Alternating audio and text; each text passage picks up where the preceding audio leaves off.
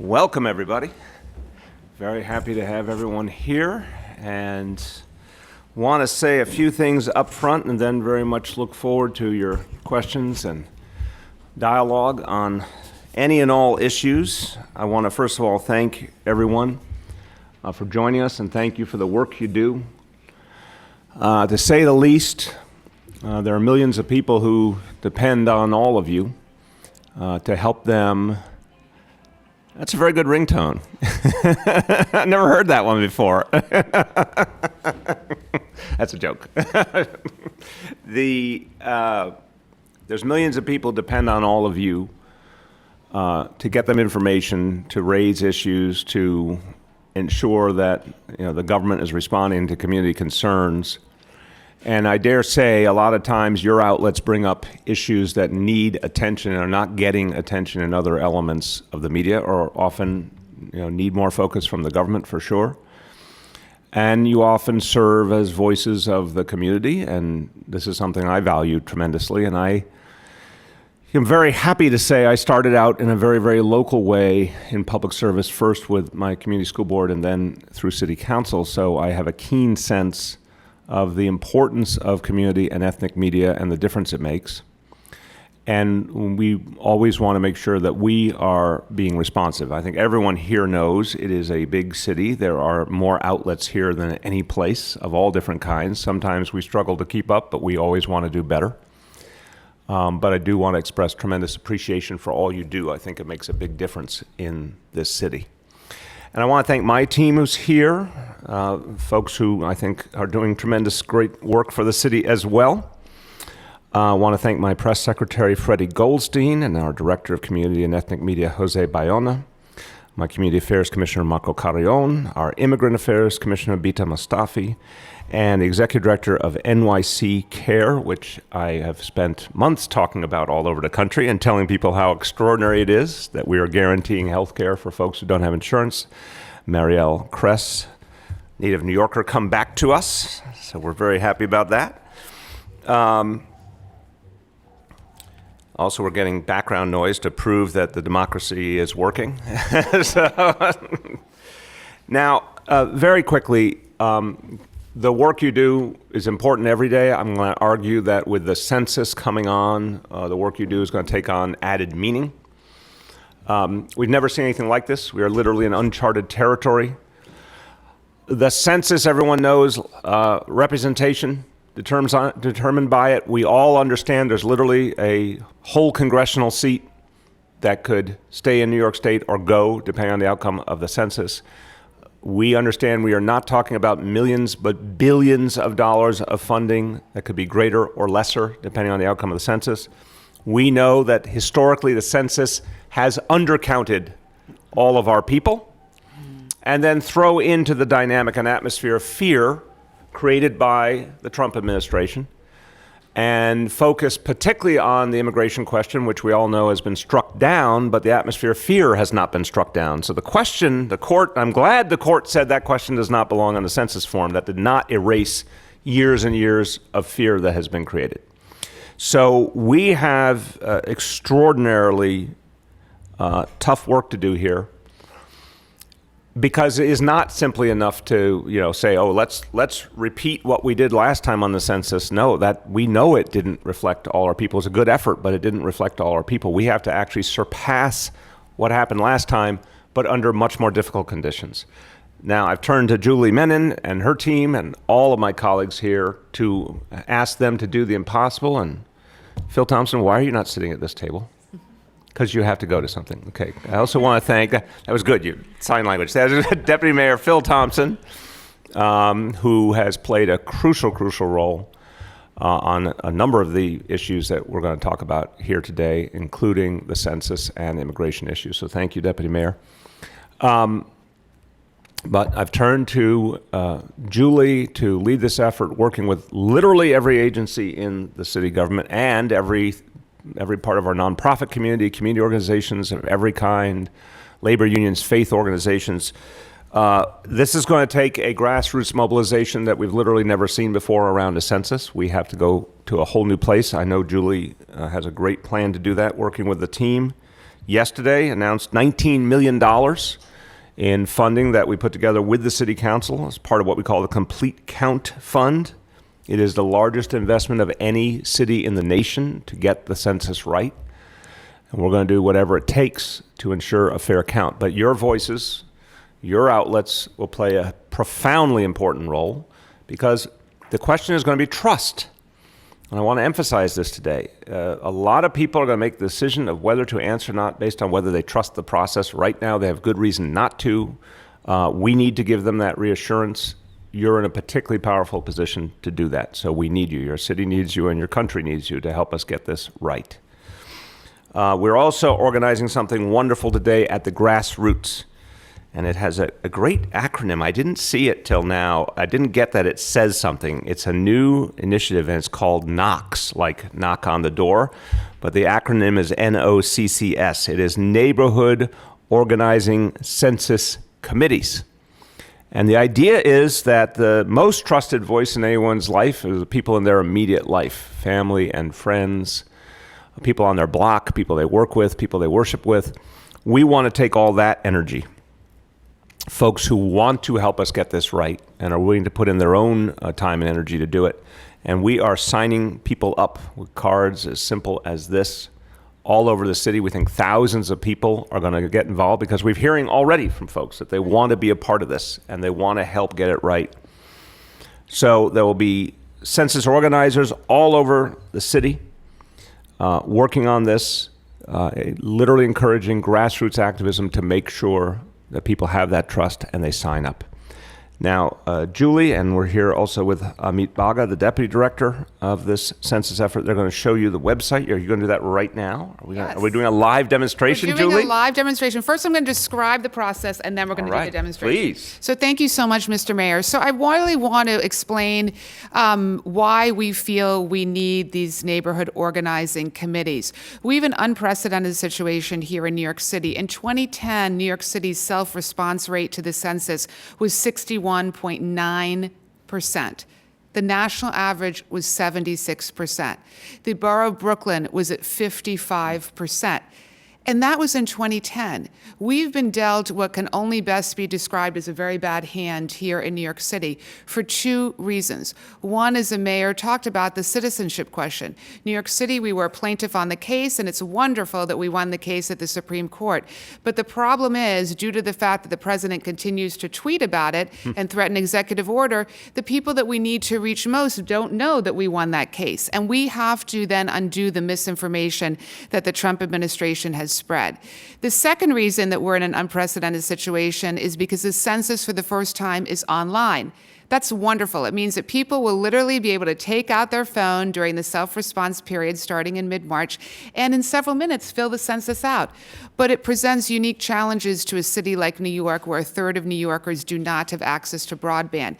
So that is why we're in an unprecedented situation, and that is why we need to organize, and that is really why this announcement today is so incredibly important. I chaired a local community board, Manhattan Community Board 1, this very area, for 7 years, and so I really know firsthand that, as the mayor said, it's neighbor-to-neighbor contact that can make a difference, and that is why we're announcing the KNOCS. So before I take you to the interactive website, let me tell you what these neighborhood organizing committees will do.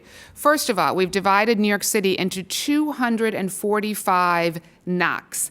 These KNOCS will do 4 things. First, trainings. Our team will train these KNOCS volunteers in a civil rights style Census 101 trainings about what the census is, why it matters, the fact that we're fighting for our fair share of over $650 billion, funding for public education, public housing, Medicaid, et cetera. This is a train-the-trainer model that is proven to work. Secondly, census ambassadors. So volunteers will then take what they've learned and they will then become census ambassadors in their own neighborhoods. They will hold teach-ins. We're going to give them printed materials, talking points, digital toolkits, and more. Third, the Knox will engage in phone banks and text banks. So with support and supervision, of course, from our team, volunteers will host phone and text banks, and they'll use the latest campaign-style direct engagement technologies.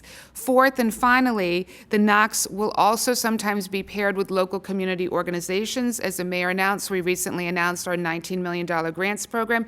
So we will pair Knox when appropriate, with local community organizations that are receiving grants. So let me explain how you get involved. So Amit, if you can help me here with this part. So if you go to our website, which is nyc.gov census, we've got our interactive map. This map shows the 2010 response rate. So you can see how your neighborhood did in 2010 and really where we need to go. So let's go to, for example, Bushwick.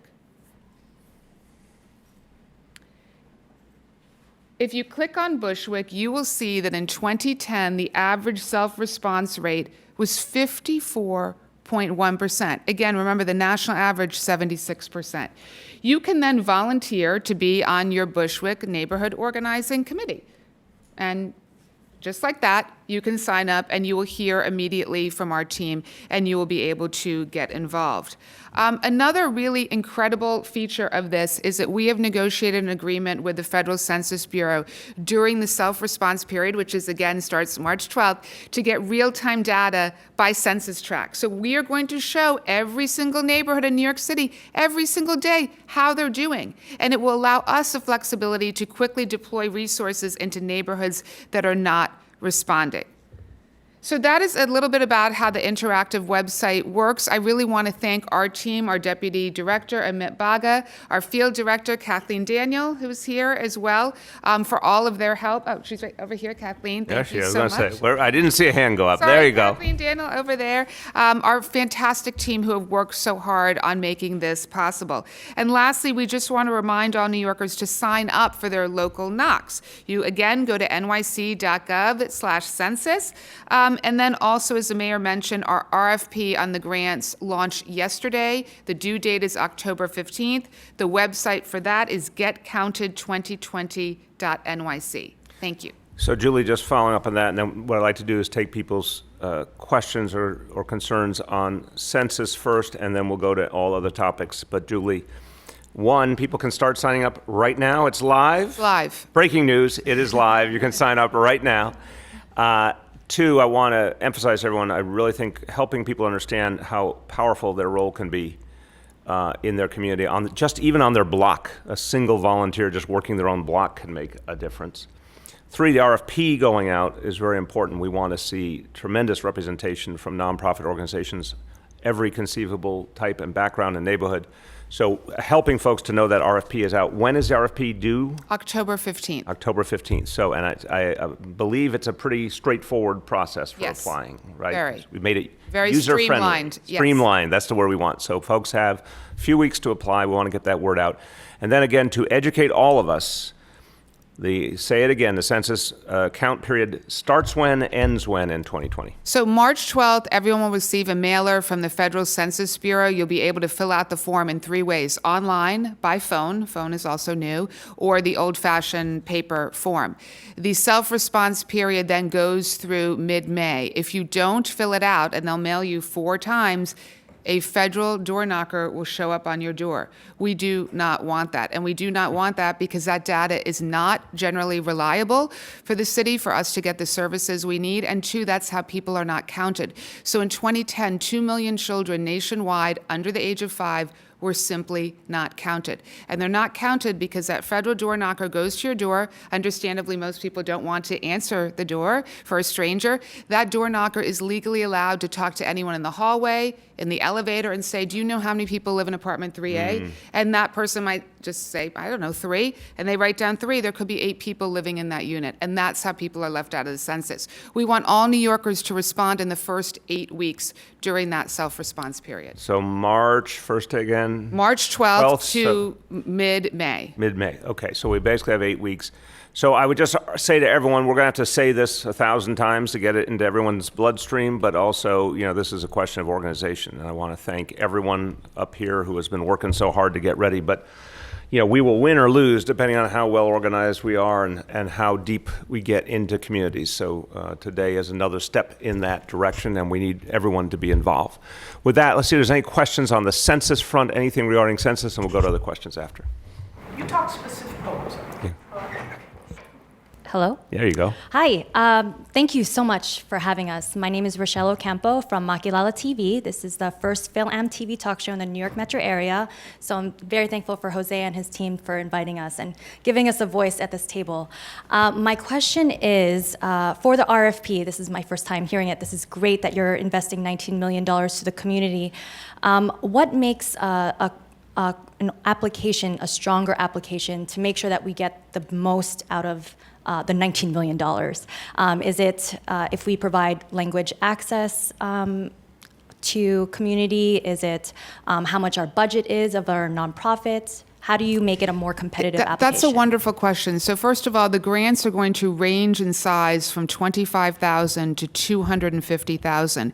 To be clear, we're looking for outside-of-the-box ideas on how to reach people. What happened in 2010 and also in 2000 didn't work. It didn't reach New Yorkers. So that's why I say we're looking for outside-of-the-box idea. Language access, obviously incredibly important, but we're also looking for reach. And you mentioned the size of the organization. We're going to be granting to small organizations and large. We're not just looking at the larger organizations. It is oftentimes the smaller groups that have been working in communities for years that are the most trusted voices. All right, go ahead. You talked about Bushwick and the challenges there. Do you foresee any challenges in the Bronx, and what was that census like in the last round? Sure. So the numbers in the Bronx were not much better than Brooklyn. They were in the high 50s and some neighborhoods in the low 60s. So absolutely we see challenges. Perhaps the biggest challenge is education. The messaging around the census in 2010, and I know this firsthand because I chaired the community board down here, and no one from the city government or state government ever came to a single community board meeting and said, did you know if you don't take the 2 minutes to fill this out, you will lose funding for your local public school? If that message had been delivered, I guarantee you we would have had a much higher response rate. So our challenge is to educate New Yorkers about the over 200 programs that literally are at stake here and why this matters to their daily life, and the challenge that the mayor spoke about, which is undoing the damage that the Trump administration has wrought by the mere scepter of the citizenship question. Please. Mr. Mayor, could you talk a little bit more about the threat of losing a whole congressional seat in New York, especially in this political climate? Yeah, I think we have to understand that it would be a tragedy to lose a seat because of mistaken count, and I think it's a very real possibility right now. The fact is that we know last time that the count missed a huge number of New Yorkers. We know the pressures now are even greater. And it is a likelihood that New York State could easily lose one seat, but there's a danger of losing 2 seats. And that would hit New York City very, very hard. So and by the way, that's crucial on so many levels. The more representation you have, the more chance you have of getting resources, of getting the needs of your people addressed on a policy level, but literally a single vote, and we've seen it. We saw it on the Affordable Care Act in the Senate, came down to 1 vote, and we've seen it in the House as well. So losing a single Congress member can have huge, huge impact, and right now that's a real potential danger. Please. Could you elaborate on the possible loss if things don't go the way you want? And the only reason why I'm saying that is because if you look at 2010 and almost, a little 20% of the population did not say, I'm here. Right. With all these situations that are going on, the public charge threat, how do you counteract that? And then if we do get a loss like that, New Yorkers, what will it translate into funds so people can get an idea of resources that are lost? Yeah, I will start, and I'm sure Julie and others will have more to add. Mariela, I think it's important to understand that, first of all, the human impact. We're talking about billions of dollars, which translates into whether schools are better or worse, whether there's mass transit that works for people or doesn't. It translates into very tangible things. Right now, we need so much more affordable housing in this city. We don't get enough federal support the way it is. If we even lose more, it's going to hurt public housing, it's going to hurt affordable housing. So it all comes home to really the kitchen table issues, the things that people depend on. So much of that is federal money. Imagine if we lost billions of dollars that we actually deserved because we had the people, but the count didn't represent it. So it was a false reality, but it cost us hugely. That's what we're facing right now. If what happens last time happens again, we're going to lose a lot. Now, the challenge is greater, but I also want to say, having watched the last effort versus this effort, this is a much deeper, more organized effort than what happened in the city a decade ago. The last effort was a good faith effort, no doubt. This one is more focused on the grassroots and much more about creating those local partnerships with trusted organizations and people. To remove the fear, but even if you didn't have the fear created by Donald Trump, what Julie said earlier is right. People don't necessarily like to open up their door to strangers. What's going to make them more comfortable is to participate in that 2-month window, because people they trust and voices they trust and media outlets and leaders and organizations are saying this actually matters to our community.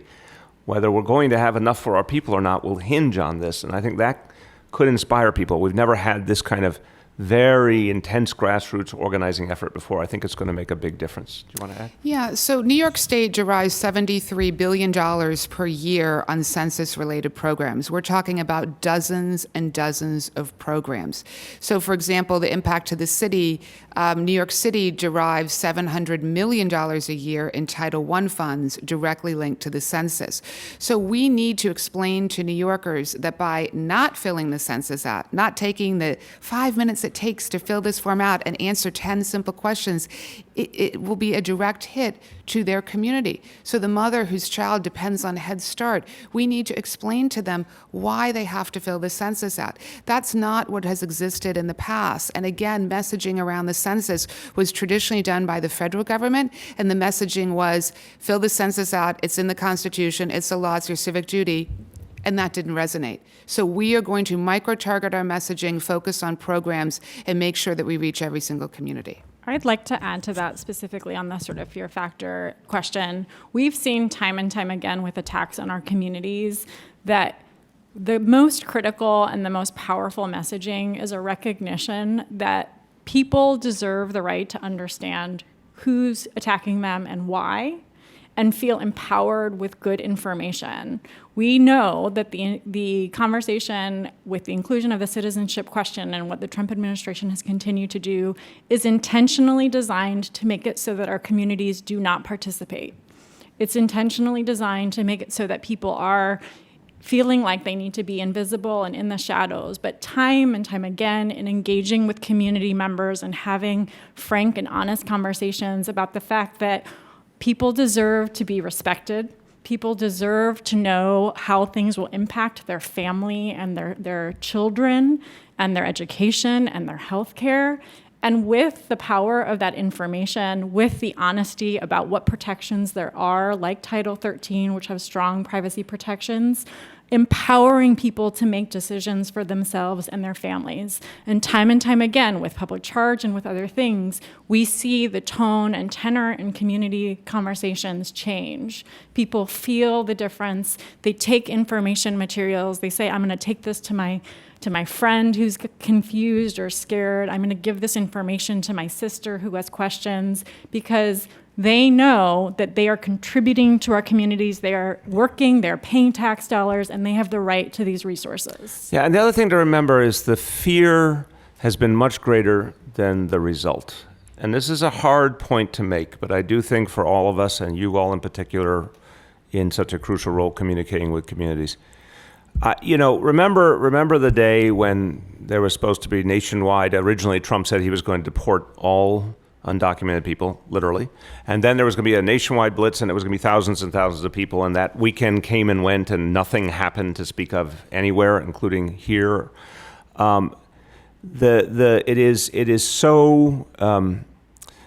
It's worse because it is fear for fear's sake. And it often does not result in anything that actually changes people's lives negatively, but the fear remains. So I think it's important to explain to people that, while that fear is being created, It's like the famous Franklin Delano Roosevelt. We have nothing to fear but fear itself. If the fear makes people not participate, then Trump wins, right? And all the people who do not want to acknowledge America as is today win. But the actual danger is not real. If someone participating in the census can do so without any fear anymore, the question's gone, the immigration question's gone, people can participate freely, we can prove that to them. We cannot let the fear win. And that's what we have to communicate to people. Please. Hi, Brian Vance from Brick TV in Brooklyn. I see you've built a very robust website here and platform, and we intend to use the hell out of it for 8 weeks. But I wonder, once it's done, what the other implications for this technology might be in providing services and greater transparency for service providers and folks on the receiving end here in the city. It's a great question, and I think it's something we want to keep innovating with. Like anything that helps us to better explain to people what is their right, what they have a right to, what's available to them, but also to show us where we can do more, we want to do. So I think we are learning every time we use technology to deepen our engagement with communities. We actually almost always take it and then apply it to the next thing. But we need input from people, obviously, too. So I welcome it from you and from everyone. As you see people use this, it's working, we want to figure out how to use it more. Okay, anything else on census before we go to other questions? Can you explain a little bit more on what volunteers are signing up for? Exactly what do you expect of them? Sure. So our commitment for volunteers is entirely flexible. We're not mandating a certain amount of time per week because, again, we understand that people have different amounts that they can volunteer. As I explained, there are really 4 things that we're asking volunteers to do, everything from teach-ins to text messaging, phone banking, and they can do any of the 4 or all 4. There will be a leader of each NOC, so there will be one person in charge then who will work directly with our office, but we will be training every single member of the NOCs. We've already actually booked trainings, dates in our office for people, so as we sign them up today, they'll be contacted immediately by our office and come in for a volunteer. Mamadou Niang, Next Media, an African news service. Are you planning a public announcement event for additional visuals for us to complement this story? Oh, we'll be doing lots of things, yeah. We're announcing that it has started today, but as we get closer, there'll be many, many events to keep reminding people of the census and also to encourage people to sign up. And Julie, talk about the outreach efforts that you and your team are going to undertake to get people to become part of this. Sure. So we have already done hundreds of events to begin with, just informational events. Now that we've announced the NOCs, we're going to be doing events in every single neighborhood to sign people up. We're going to be working with PTAs, with community education councils, with civic groups, with community boards, with elected officials, with labor organizations, faith-based leaders all across the city. And so that's what our team will do. So, is there a date set for the first event? We have a tremendous amount of events listed, so if you'd like to talk to our team after, we're happy to give you events. And I want to say that your desire for visuals is good. So I'll start now with a visual. This is actually, I was just admiring this. I've encountered many a sign-up form that was way too complex. This one's beautiful. This is as few words as it possibly could be, and it says everything. So we want people to sign up. But the most important visual will be when our folks are out in communities talking to people and getting them to engage. And we would love for you and everyone to be there. Yes? Are you including social media into this campaign, or is it something that you're planning on doing? Because when we talk about immigrant communities, they do trust a lot into groups that people are sharing jobs, and especially in Queens, they tend to say, this is trabajos in Nueva York or something like that, and people trust the people who are posting stuff there. So I know good point. It's important and everything, but a lot of these people are just working and going on Facebook and sharing stuff. Are you planning on doing that? So a couple different things. First of all, for our printed materials, we have heard feedback from community groups that they want to be able to put logos onto our materials, which we will do, because to that very point, it's oftentimes the local community groups that are the most trusted voice in the neighborhood. And that's why we will be doing that and printing materials and making sure that we're working directly with community groups to do that. On the digital front and social media, one of the most amazing things, honestly, about the census being online is that when we do digital ads, we're going to have a click-through directly to the census form, so that you will see our digital ad, and then on the spot, the call to action is fill the census out right there. So we will be doing that. We are going to be using social media, but we recognize that many people are not, that is not their main point of information. That's why our media campaign will be TV, radio, print, digital. But I want to pick up on your point, and everyone on your team, I would say, this is a great example, what you're saying. If the place people turn for their job listings is not traditional media, not even, if you'll forgive the phrase, traditional social media, it's very particular and human and communal, we got to be there too. So I think it is a good education for all of us, and we would, this is sort of, in the good sense of the word, patriotic for our city. Everyone has a common interest here. We need feedback constantly of where we need to go that we might not traditionally go, because this is literally everyone. When you think about a lot of things that we promote are for one piece of the community or another, like schools are for kids and parents and not necessarily for some other people who wouldn't be as concerned. But census is literally every single human being, and everyone has a role in this. So we welcome understanding every, subcurrent, if you will, of social media that we might be able to engage. And I think it also interacts with this point that if someone's, there's all sorts of wonderful, localized social media networks, for example, parents around their individual school or community and all. We want everyone feeling empowered to promote this without us ever being involved, right? That they have their own network they're involved in, that we are saying to them, you're now deputized to go spread the word about this within your network, whether we have anything to do with it or not. The more people just take it into their own hands, the better. Okay, last call on census. Just to clarify, the media campaign, that will not be done via the RFP process, am I correct? Yeah, so the media campaign... The paid media. The paid media campaign, we will be working with existing city vendors. So Amit, do you want to elaborate on that? Anything?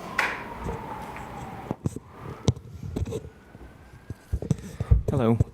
So we will be working, as Director Menon mentioned, with some existing city vendors with whom the city has contracts.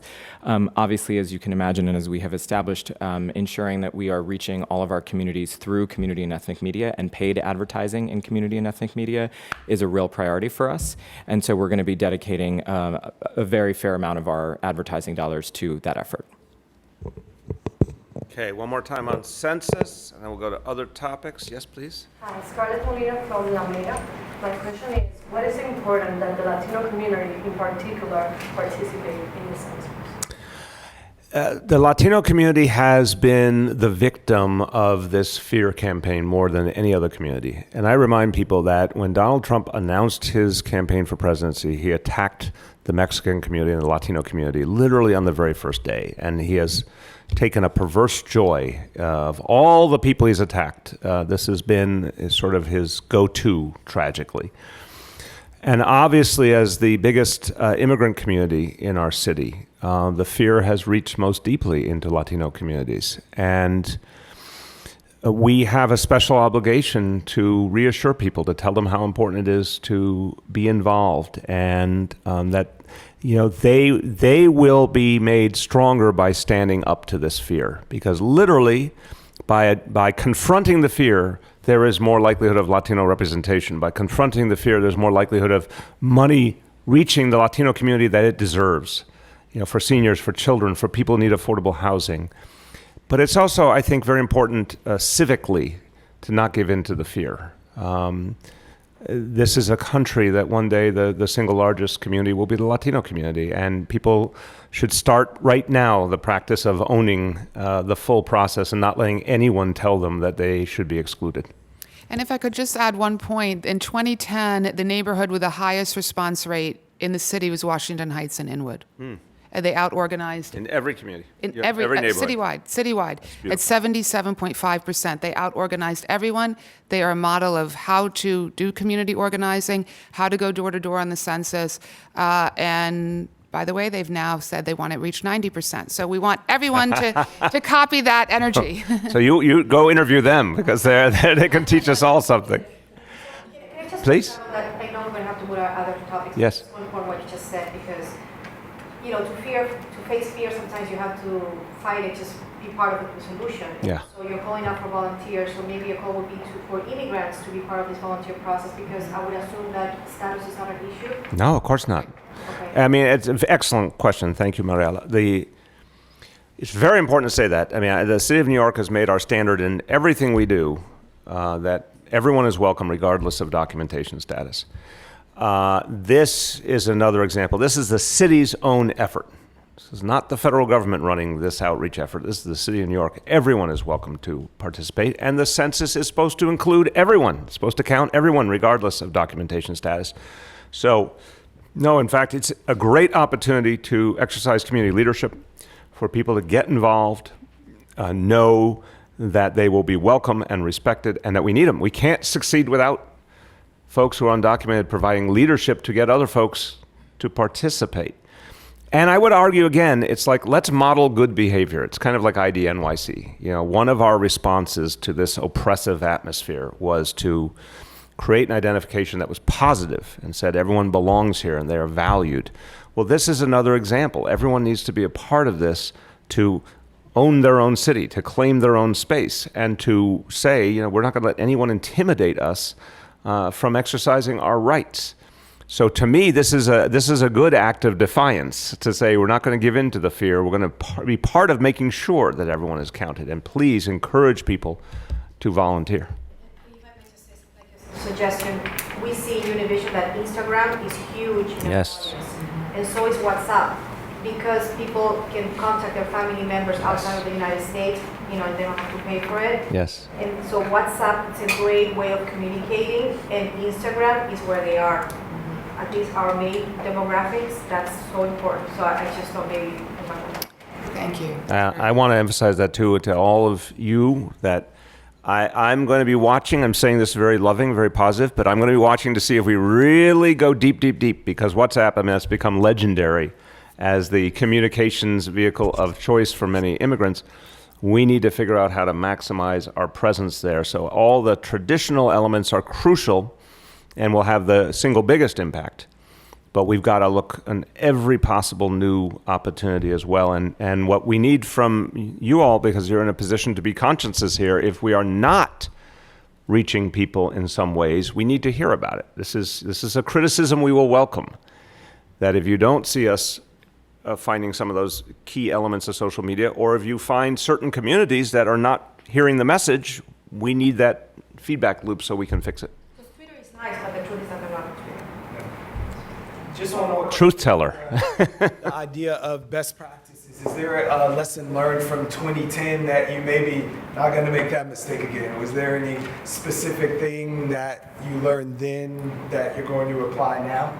Absolutely. I mean, the problem with 2010, and the same can be said for 2000, is there was no messaging to New Yorkers about what was at stake for them.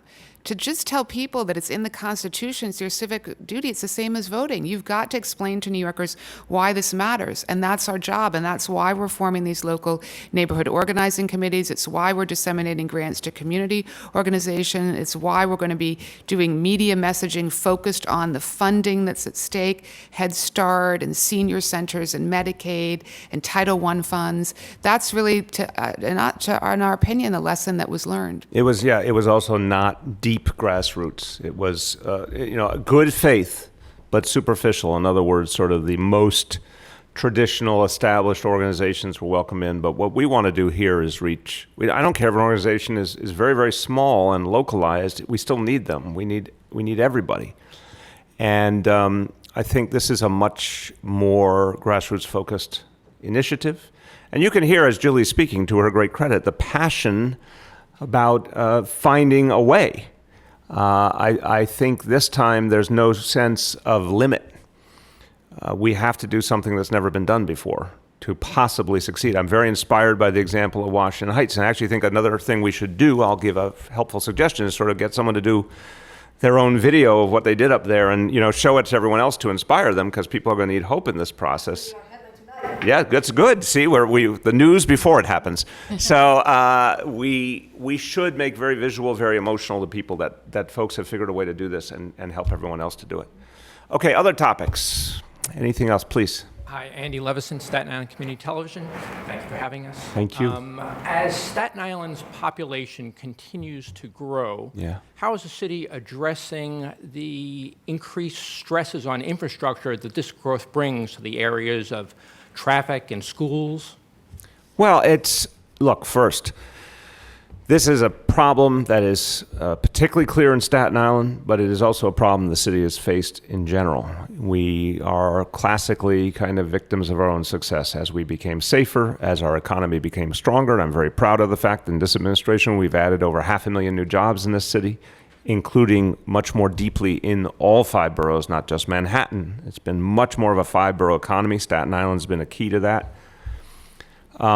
With more safety, more economic activity, more jobs, comes more congestion and challenges. I would say we've done a lot better on schools, for example, where we're aggressively building schools in communities that need them. And you've seen in Staten Island constant either building of new schools or announcement of new schools coming. That's been a very good thing. Pre-K and 3K has actually disproportionately helped Staten Island. When you look at the numbers before those initiatives versus what we have now, Staten Island's gotten a lot more capacity proportionate to the rest of the city. So that's more options for families. That's great. But if you look at something like traffic and congestion, we're still struggling. You know, we're trying to get a select bus service done on the North Shore. There's real physical challenges, but we're still trying to get that done. We're trying to get the express lanes, the HOV lanes on the expressway to work better with more enforcement. But Staten Island was, I think, originally conceived of as a much smaller population, and there's just that physical reality. And again, not unique in the city, but one of the best examples of the challenge. We got to keep doing more. And we do have the new ferry service that'll go from the North Shore to the west side of Manhattan. That's going to be helpful. We just got to keep finding more and more ways to improve options and address it. Now, some of what we've done, like more affordable housing, some people say, oh, that's going to create, more activity. Well, I would argue, no, it's people who are already there who need more options for affordability so they can stay. And I think that's also been an example of progress, that more focus on affordable housing. But I would argue to you, some of the things we've gotten right, other pieces we've just got to find better solutions. Thank you. Please, thank you. Please. So recently in Queens, Blasio and Bayside, two very beloved restaurants have had to close down because they weren't able to negotiate a decent leasing price. And I think it's Which not... ones? Tell me, which ones? It's BCD in Bayside on Northern Boulevard. It's a very huge restaurant. And Kawa, it's another restaurant on Northern Boulevard as well. And I think this is sort of like a citywide problem where we see a lot of businesses who need to close down because they can't afford the lease. Is there a way the city can control, put a cap on, how these building owners are increasing the leases for these business owners for them to thrive? I think it's an ongoing, this issue comes up every single time we have like a community meeting. So I don't know, what can the city do? So I want to say two things. One, less in the restaurant world, although to some extent, certainly even more in the retail world. Some of this is just, the changes in consumer tastes and technology and other things affecting the equation, which is shocking all of us, how fast it is making these changes. But I think the answer on the city side, there is an option which I've been promoting to create some ground rules about whether landlords can keep their storefronts vacant for long periods of time, which I think is one of the ways to correct the situation. So the simple way of saying it, we'd need the state to help us, is a vacancy tax. It says, if you intend on keeping your storefront vacant because you put up the rent a lot higher and the people who had to leave, you can't do that for too long without having to pay some kind of penalty. Because right now, for some landlords, it's too convenient in their eyes to put up the lease level to something a lot of stores can't handle, a lot of restaurants can't handle. So that's a state policy. We're going to work on that in the upcoming legislative session that I think could make a real difference. We don't, as a city, without state help, we don't have a way to create that ground rule alone. We do have lots of ways to help small business. So one of the other things I think we need to do better, and we need your help, is some small businesses, if they had legal help, they could defend themselves on the lease. And we do have legal assistance we can get them. Some of them need loans to keep going. We do have low interest loans we can get them. So there's different, we've obviously reduced the number of fines, which is a very good thing for small business. So I would say if you're trying to let small businesses in your community know what they can do to survive, the first thing they should do is pick up the phone to Small Business Services and talk through their situation. And in some cases, we can help them figure out a plan that could keep them in business. Please. So on a similar note to Ellen's question about small businesses, after stepping down for the president's candidacy a few days ago, you've said that you're going to redouble your efforts to improve the quality of life of everyday New Yorkers, proving that policies like guaranteed paid personal time can work on a grand scale. So what is your message to New York City's small businesses across the 5 boroughs of how your policy will not only support small businesses to survive, but to also thrive? Yes, thank you. So I'm a fundamental believer that if you create a more just and humane society where people are living a better life, a lot of ways it does help small businesses and all businesses. So if people, for example, if employees are healthier, and that's things like paid sick leave, which Julie was in the front line of, a healthier employee is more likely to be an employee who stays at the job longer. That's good for small business. Turnover is bad with employees. That really has a cost. Healthy employees, happy employees stay longer. The same with vacation time. I really believe this is about thinking about the long game, not the immediate. Some people say, oh, if someone has 2 weeks paid vacation, that's going to affect scheduling, that's going to affect my bottom line. That's not an illegitimate concern, but if you have people who are healthy and fulfilled and living a decent life, it encourages them to stay on their job and stick with it for the long term. I think that's a huge benefit. It's obviously also about giving people a decent quality of life, which is what we all should aspire to. But the other thing is, in terms of the paid time off, this is a conversation we're having with the City Council to figure out what is the right size business to start it at. There's an initial proposal, but there's obviously concern and valid concern that we figure out what is that right number that does not create an undue burden for the smallest small businesses. When do you get to the point when it's something a small business can work with more effectively? And that's a conversation we're having right now with the City Council. So I think you'll see, that kind of dialogue and the legislative process is going to yield an outcome that really is sensitive to the needs of small business. Yes, please. I'll finish this side and then I'll come over again to that side. Thank you, Mr. Mayor. Forgive me for not introducing myself earlier. Anthony Carlo with News 12 The Bronx. Thank you for this opportunity. My station is concentrated a lot on hate crimes, and I know recently you've designated an office to focus on hate crime prevention. I wanted to ask you basically where the progress is with that at this point, why you decided to open that office ahead of schedule, especially with the high volume of crimes towards the Jewish community here in the city. Anthony, the hate crimes office, I think the Office to Prevent Hate Crimes is going to make a big difference. Deborah Lauder, who's running it, has literally devoted her life to anti-defamation work and efforts to undermine any of those tendencies towards hate and figure out how to educate people, bring them together. So the office is up and running. It's building out quickly, working closely with NYPD. If I had to say it very simply, it's a carrot and a stick. The carrot is to educate, to listen to community leaders who can often tell us things that we could do better, to create more dialogue, because I know for a fact that there's often folks at the community level who see something coming and know enough to help the police stop it. We need more of that depth of dialogue. A lot of work we need to do with young people. And then there's also a mental health component, clearly, and the NYPD has been very clear about this. Some of these, a substantial number of these crimes are committed by people who have other issues and need help, and we have to do a better job of reaching them. That's the carrot. The stick is, very aggressive enforcement, arrest, prosecution, which NYPD's done better and better on, but we've got more to do. So we're very focused. I think there's a strange dynamic where this is a city that's probably, in my experience, is probably at the all-time high in terms of respect between communities, dialogue between communities. I always use the example of Crown Heights, Brooklyn, as a place that was torn apart 25, 30 years ago, and now is a picture of unity, but still we have some of these incidents. So people are getting along better, communities are getting along better, but we have a growing problem. It's really only been the last few years we've seen it. I do think it's a little connected to the national environment, or a lot connected maybe. But I think we have the right tools. It's about getting to grassroots. Jimmy O'Neill is very eloquent on the point of, even with the biggest police force in the country, the force multiplier is everyday people.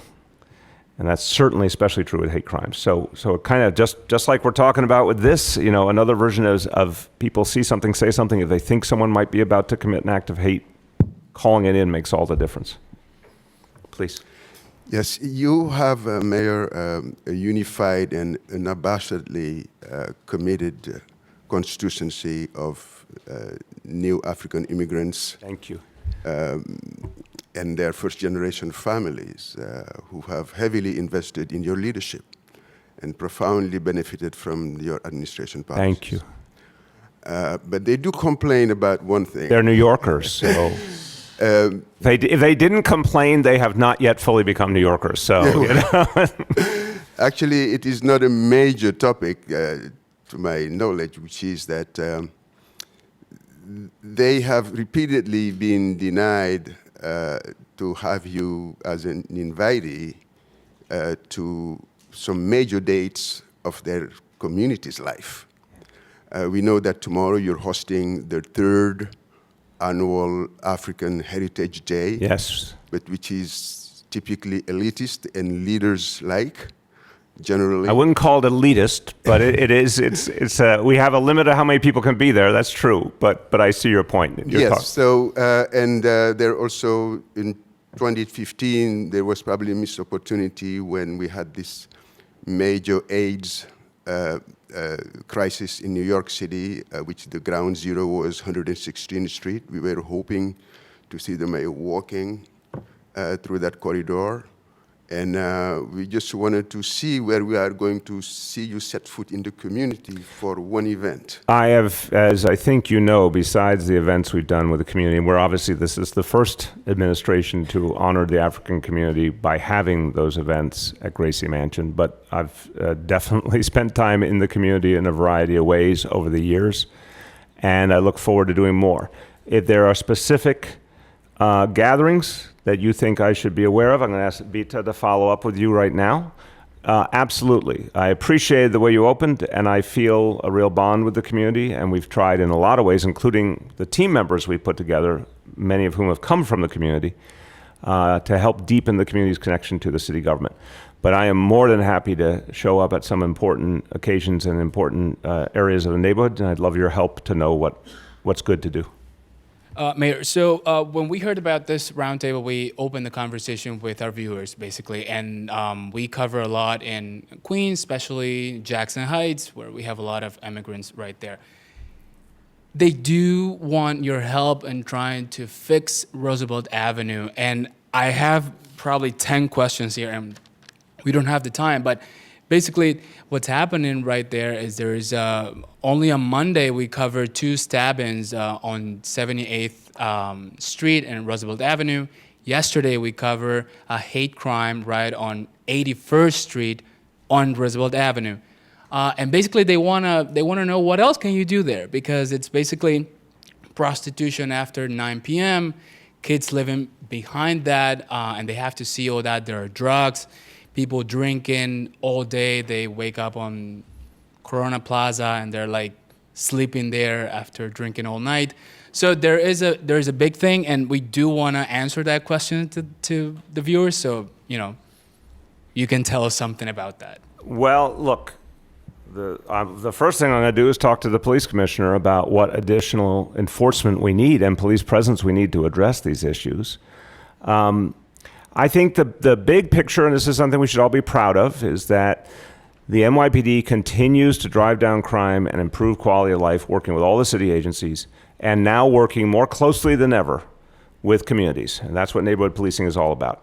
And what I have heard from community leaders and activists all over the city, folks in the Cure Violence movement, for example, and community leaders of all different backgrounds, is their dialogue with the NYPD, the responsiveness of the NYPD is better than they've ever seen. So that's a very good thing. So crime is down, relationship is better, but that does not mean there are not going to be places where we don't have to do more. Of course we have to do more. So if that area of Roosevelt Avenue, if we're having some serious problems, the answer is always more focus, more police, more engagement with community, figure out how to disrupt the negative patterns. We've had proof time and time again that when the NYPD puts that focus on a neighborhood, it has a huge impact. And I will speak to the commissioner directly about how to make sure that happens quickly so we can improve the quality of life there. So tell, Is that in Spanish as well? I wish I could, but we will certainly get you a statement in Spanish. Yes. Mr. Mayor, can you briefly talk about CARE NYC, and when does that come to other parts of New York City, principally Brooklyn? But I do have another question about your presidential campaign. Let's do the first, and I'll come to you, Rico. So, Rico, I've seen, I compliment everyone for the work you do. I'm going to give Rico a particular compliment because I've seen the impact of your broadcast on how much it informs people, and they take action based on it. And we've known each other a long time. So this is an example that NYC Care, so the target audience is 600,000 people. 600,000 people is as many people as in Miami or Boston. I mean, we have to remember the magnitude of our place. So we have 600,000 people with no insurance. Some of them legally have the right to insurance but can't afford it or can't find a plan that works. Some of them do not have the legal right, who are undocumented, but NYC Care can help them. So I'll turn to Marielle, but the reality is it's very important to inform people as this develops that there's no reason in the world not to have someplace to turn for healthcare any longer. We have something that's never happened in America before. We're guaranteeing healthcare. It's phasing in over the next few years, as you said.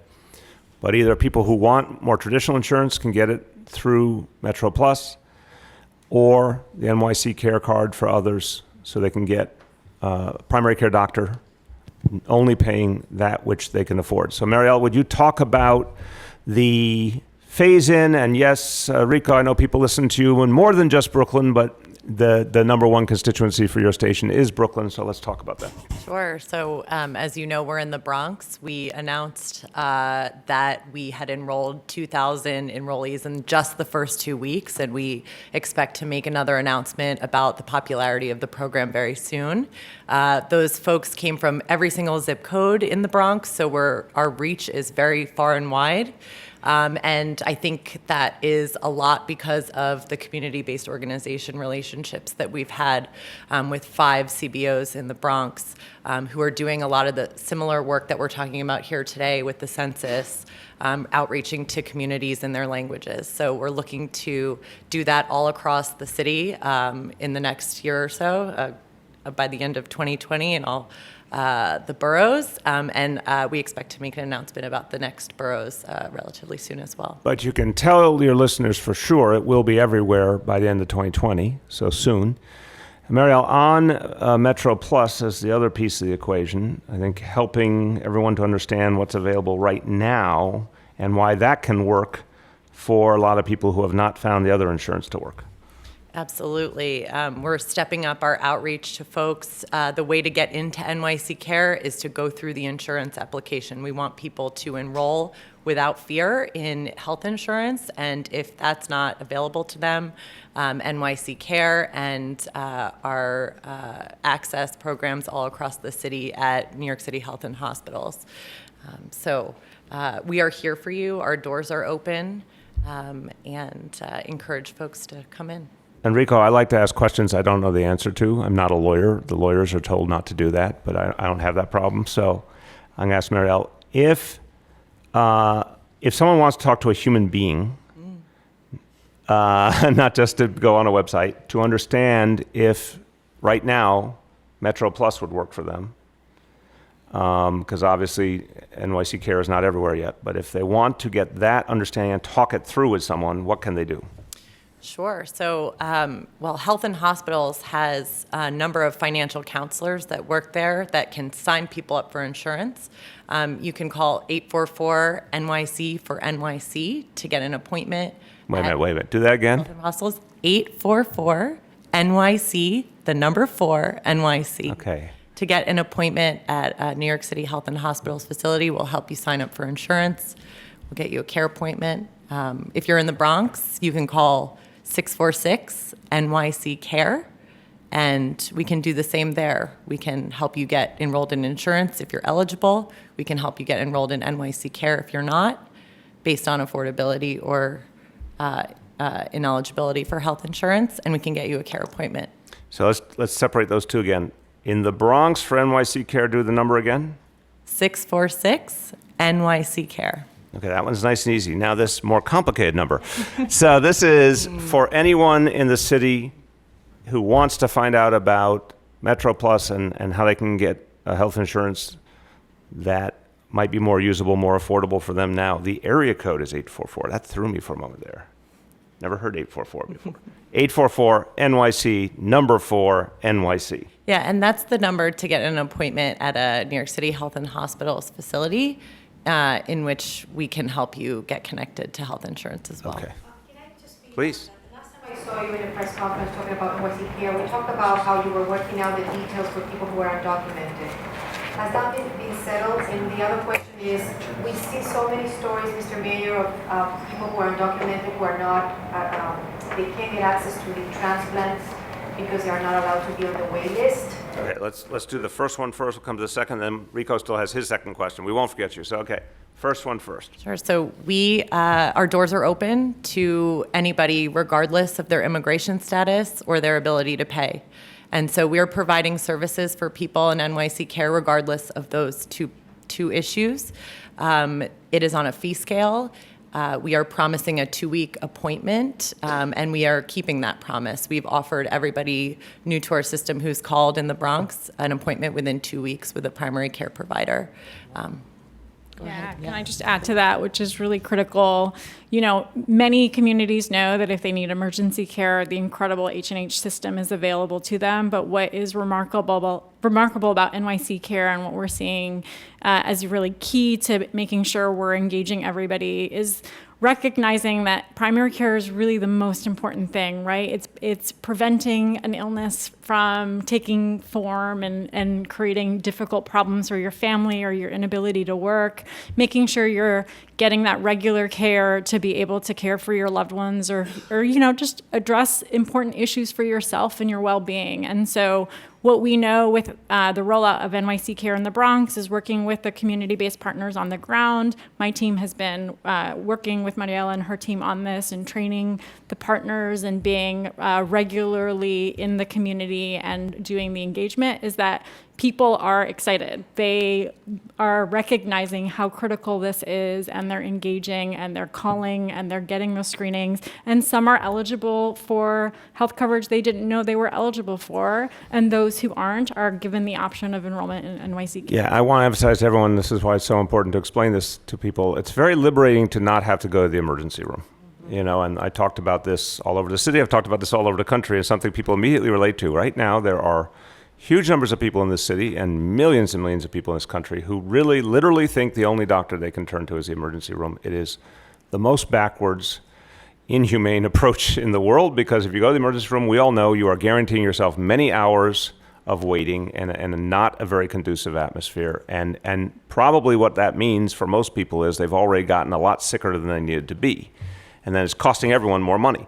But if you have a primary care doctor and you feel comfortable using a primary care doctor, your chances of getting healthy quicker and not ending up in the emergency room are much, much greater. So that's the beautiful logic here. Now to the transplant question. This is an issue. This is true. Voice of truth. This is an issue. I like that. They can provide think in the long run we'll be able to keep up with the transplant and everything that entails, and that's basically the problem. Yeah, and it is something that we've been talking about and looking at and trying to see how best that we can address it, but we acknowledge that it is an issue, and it's something that we at the Mayor's Office of Immigrant Affairs and with our partners at Health and Hospitals have been looking at. Whoa. I got a debt I have to pay here. He's got one more question. Then we're going to finish this side, and then we'll do wrap up if there's anything. If there's one community that would have wanted you to reproduce what you've done at the city level to the national level, it's the Haitian community. I hear that every day on air. The sense that I get is that you step in too late. What's your view on that? Yeah, look, I had no illusions that I was entering the race later than ideal. I think I found out by doing it, it was, even later than I thought. I think one thing that's happening right now in the American political life is everything is getting earlier and earlier in the election cycles, meaning they're stretching out in ways that, I don't think we even could have imagined a few years ago. So, but it's a little bit, as we say, chicken and egg. I didn't feel I could get into the race until some essential things were achieved here. Most importantly, the state budget, where we achieved mayoral accountability for education for the next 3 years and other important things we had to get done. So I think there was a certain organicness as to when I felt I could engage the presidential race. It was not an optimal timeline. But I will still tell you that with that said, the reason I feel positive about the experience was I think it was an opportunity to raise very important issues that had some impact, and I intend to keep working on these issues, and to talk about some of these very same things we're talking about here. I mean, I have to tell you, in let's agree that probably, number 1, 2, or 3 on the minds of Americans is healthcare. And that debate over universal healthcare, I was very proud to participate in that debate in 2 of the televised national debates, and it was crucial, from my point of view, to not only represent the value of universal healthcare, but to talk about it coming to life here in the nation's largest city. It had an impact on people's thinking that this was no longer abstraction. This was actually starting to happen. And everyone who's a part of it should be very proud of the fact that they're making it come alive. And I do believe the way the world changes is by ideas being promoted that start to gain some currency and momentum, and then some proof being created. So I'm proud of that contribution. If you had a crystal ball, you could have told me to get in earlier, I would have loved to have done it. But I'm still proud of what was achieved. See if there's anything else over here. A few more. Another health question. Thank you. With Staten Island being the borough of parks and so many residents getting out into the parks, how is the city protecting Staten Island residents as there are increasing concerns of Lyme disease? Yeah, those concerns are very real. It's a really tough disease. When I did the last borough week in Staten Island last summer, we did an announcement on or was it spring? I'm sorry. We did an announcement on new initiatives to protect people from Lyme disease, which are now starting to be implemented. So the health department is very actively involved. The Parks Department, there's a lot that we are doing now to try and inhibit the growth of Lyme disease. It's also public education, really important. The only way to truly fight it effectively is that people have to know the signs, they have to know the right clothing to wear, all that. And then, even though it's a process that takes some time, we do see the deer population steadily coming down. That's going to start accelerating by the very nature of the strategy. So there are some really important pieces, but I also would say, I've talked to Borough President Otto about this, there's a lot more to do. We don't take this one lightly. There's going to be more that we have to do to keep fighting it. Yes, go ahead. I'm from the Bronx, and I walk as a regular citizen, and I go to the park, and I'll take the train, and I see that we in the city generates a lot of trash.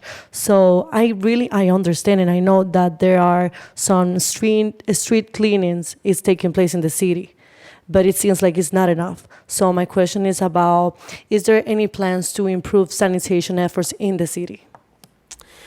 Yeah, and it's what we've tried to do more and more is identify where the need is greatest and act on it. We've done more trash pickups of public trash cans in recent years than we used to, and that's helped.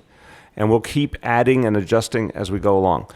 I will be honest with you, it's a very tough problem because it kind of constantly is evolving, and we're constantly trying to keep up with it. And there is not a perfect solution. Like if you have a public trash can picked up once a day, in between there can still be a lot of trash building up and flying around and all. So, we're trying to do better all the time, trying to find solutions. Better trash cans in some places has helped. So I would say it is like a constant evolution approach. It's something I hear about from New Yorkers a lot, and it's something we're going to keep trying to come up with new solutions for. Okay, see, there's a few more before we have to wrap up. And Marco, you've been quiet. I don't know if you have anything to add on that last one or anything else. You said you're supposed to, I think it was perfect. You said it was absolutely perfect. All right, I have a question here. Yes. It's clear that you're aware of the impact that community media has on our city. Yes. One thing that we're hyper aware of at Brick TV, where I am in Brooklyn, is the fact that the FCC is about 24 hours away from reversing 30 plus years of practice by reinterpreting the 1984 Cable Act. So as you have traveled the nation and seen real news deserts, I wonder how the administration is prepared to secure the future of community media access right here in New York. Well, look, it's a deep concern, and I have to be honest with you. We try to keep up with all the negative policy changes in Washington and make adjustments for them, and sometimes it takes up a lot of time and energy just trying to keep up with this kind of unpredictable dynamic. Now, I'm an optimist by nature, so having traveled the country, I truly believe that we're going to see a very different dynamic in the next 2 years. I believe that there's going to be a big change in this country, and a lot of the very same things will be rolled back the other way. It will take time. But for us, as we have seen each policy, I think this is a simple template, and Bita's been in the front line of this.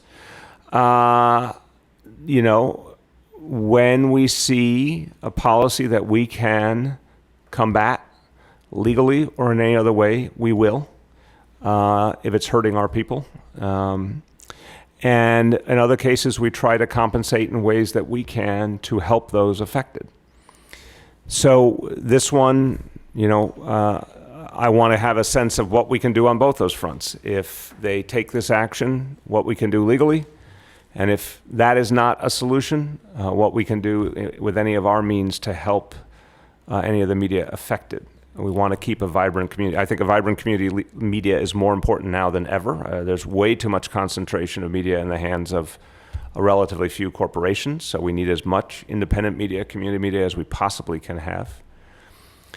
The good news is, and, Julia and Bita will know better because of their legal background, but I think if you look at across a lot of the actions and how many have been stopped or suspended or turned around by the court system in the last 2 years plus, it's pretty extraordinary to me. I don't think at the outset of the Trump administration I would have said that so many of their actions would have been, suspended. I think the truth is that a lot of the Trump agenda has not been realized because so much of it's been illegal.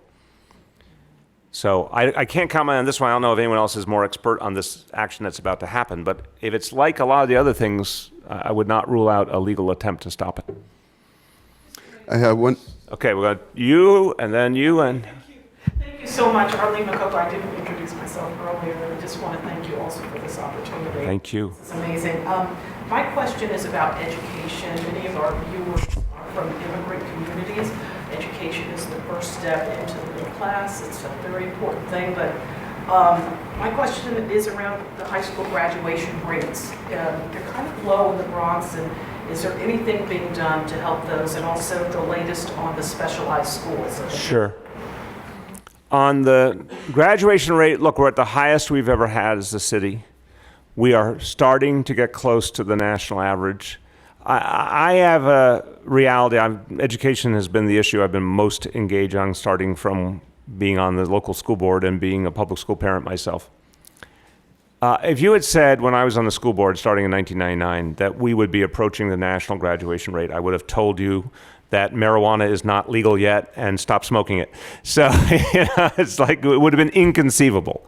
Inconceivable. So the fact that New York City public schools have advanced so much that we are actually close to the point of meeting the standard of our country is amazing to me. And I'm very confident we're going to keep going farther. The level of kids going to institutions of higher learning is the highest we've ever had. There's so many examples of clear, consistent improvement. The Bronx has been a place that deserves a lot better. And what we did in the last teacher contract, combined with the equity and excellence agenda, is to me the way forward. So equity and excellence, because it meant pre-K, 3K, computer science for all, college access for all, AP courses for all, absolutely disproportionately helped the Bronx, because the Bronx had the toughest conditions, the least investment, a lot less opportunity for kids. I mean, AP for all, meaning every high school in the Bronx has to have at least 5 AP courses. That would have been inconceivable just a few years ago. So that's a very good foundation. But this newest effort through the teacher contract, what we literally call the Bronx Plan, because it was first and foremost focused on the Bronx, it fills a missing link. We couldn't get, in many cases, schools all the teachers they needed. We literally could not fill their roster. And we knew that was particularly when it came to math, sciences, foreign languages, in some of the schools in the Bronx with the biggest problems. We needed the very best educators to go to where the need was greatest. But that was not going to work without incentive. That attempt to figure out incentives eluded previous administrations for years. No one could figure out a plan. I want to give Richard Carranza credit because he worked with the UFT on a whole different approach where we could actually get everyone on the same page. Now those incentives are in effect. I spoke to a principal in the South Bronx on the first day of school who said it has changed everything, that teachers are now coming into the Bronx, teachers are staying in the Bronx, and it's going to give the schools the foundation for real change. So I look forward to major improvement in the graduation rate in the Bronx because now finally the building blocks are there. On the specialized schools, we have to do better in both senses. We have to do better because our current reality is not acceptable. Our specialized schools do not reflect our people. This is a city that is over 50% people of African descent and Latino people, and the representation of specialized schools is absolutely unfair and disproportionate. That can't go on. That being said, and I believe the single test is the fundamental problem, and I've said that consistently. I just don't believe there's a place for a single test anymore as the methodology for deciding anything. But the attempt we made to address it just was not effective.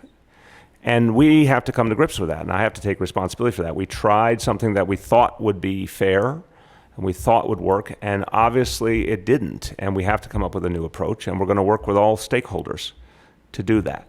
And we're going to do that humbly, because when you try something that doesn't work, you got to be honest about it and say, okay, well, we need to listen to people, and we need to figure out a better approach. So that's what we're going to do, and hope to make progress on it. Are you talking about removing the test when you talk about that approach? I'm sorry. Well, again, I would say I believe that removing the test is the single best way to solve the problem because, one, it has resulted in this disproportionate reality. I mean, that is just a fact. Every time we have the conversation and people raise very valid concerns, there's great passionate concern on this issue, and then the admissions figures come out. And across this city, there is an outcry. When people saw what happened at Stuyvesant, how few Latinos and African Americans, and there was tremendous anger all over the city that does not reflect our values. I don't think you can truly change things by keeping the same test in place. But some would argue there's a way to do it while keeping the test, and we have to have that dialogue too. We're going to listen to everything because our plan didn't work. I think it was a good plan, but it didn't get passed. So we're going to start over, listen to everyone, and listen for something that will get us progress. The one thing I can't live with is the status quo. I mean, that's the simplest way to say it is this is broken. There's got to be something better than this, but it has to be something we can reach enough consensus on. Can I thank you for answering all the questions? I know I had a lot of questions. Yes. but my work also presses me for a lot of questions, and one of them is Rikers. They Yes. want you to talk about, elaborate the fact that some people can't come to terms of closing it and then opening other locations in the city. Where's the plan? Are you happy? Do you think Yes. it's going to be achieved? Happy is a bad word to use when we're talking about corrections, because obviously the whole idea of corrections is to address a painful reality in our society, and it is costly humanly and costly financially, and I wish we did not have to spend all this money on a human problem, but we do. So happy might not be the word I'd use. Am I satisfied this is the right plan? Yes. Am I convinced it's going to pass in the next few weeks? Yes. And why? Because Rikers Island is a thing of the past. It's been there for 85 years. It had become inhumane. It had become unworkable. It had become arcane, incredibly costly. It's like a penal colony, an island separated from the rest of it. It was not the right way to do things. And you could have spent a huge amount of money trying to replace the facilities there, but you still have a lot of the same problems, including the isolation and the disconnect from communities and from where the court proceedings were. I think the great contribution of the Lippman Commission and then the tremendous leadership of Speaker Mark Viverito and Speaker Johnson both. I mean, it's been absolutely exemplary leadership. And the 4 council members in the districts is that everyone said, we cannot keep the status quo. The community-based solution is right. It will come with a lot of challenges, but it will leave us with something that for decades to come will work much better and will actually help redeem people. And if you help redeem people, you're going to have a lot less crime and you're going to have a much healthier society. So I really think we're on the right route. I think it'll be a safer facilities for everyone. And we're going to do a lot to help the communities surrounding because they deserve investment as part of this. So we will do that. So it's a tough challenge, but I am very confident when it's all done, we're going to have a much smaller jail system and a much more redemption-oriented one and a much more community-based one. And one last thing, I only got this fact the other day, but it's beautiful that we now have 50% fewer people going into our jail system than we did 6 years ago when we started. So literally, if you talk about anyone who's gone through the doors of any of our jails in 2018 compared to 2013, it's 50% fewer. And so mass incarceration is being ended here, very, very quickly. And we're getting safer. And that's something to celebrate. So with that, that's a good note to end on. Thank you, everyone. I know I did my good note to end on, so I will come around. It's for Director Kress, actually, my question. I'm going to let you do that because I have to go, but I want to come around and just say thank you to everyone. But the Director Kress will speak to you in just a moment.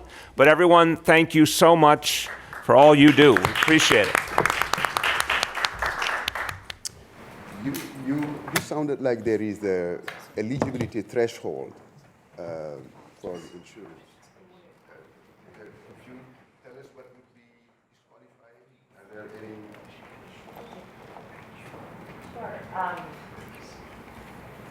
There's no income eligibility threshold for NYC.